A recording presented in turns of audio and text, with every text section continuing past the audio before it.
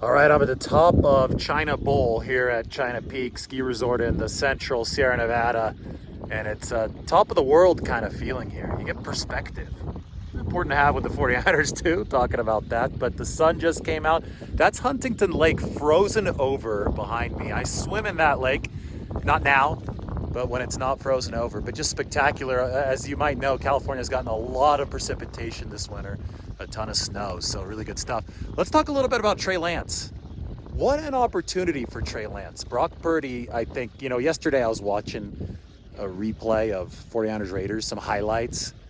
And first things first, it's hard to appreciate a season when you're right in the middle of it, when you're working, when it's deadlines, videos, everything.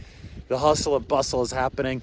When you rewatch some of these games after, especially the highlights, you're like, damn, this was a great 49ers season. That was a lot of fun. That Raiders game was epic.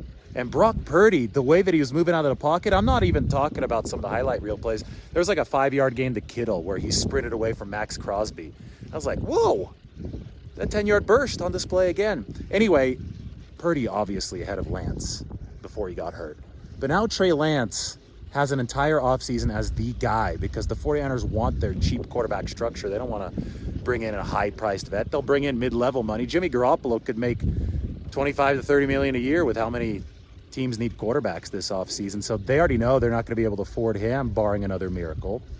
And that means that it's Lance's show this offseason. He's going to be the QB1 while Brock Purdy is healing. And Trey Lance has to make his move. Brock Purdy made his last year. Now, quarterback depth is important. 49ers are going to want both of these guys. Given the injury situation that I wrote about today, good chance that both of these guys have to play next year. You obviously don't want that, but you have to deal with reality. But still, as far as career arc goes, as far as establishing oneself in the NFL goes, Brock Purdy did a pretty damn good job over his first, 8-9 games last year. Trey Lance has been hurt too much. Trey Lance hasn't had that chance to, because of the injuries, to go out and prove himself as much as Brock Purdy has. So this offseason is a really good chance for him to make that first move.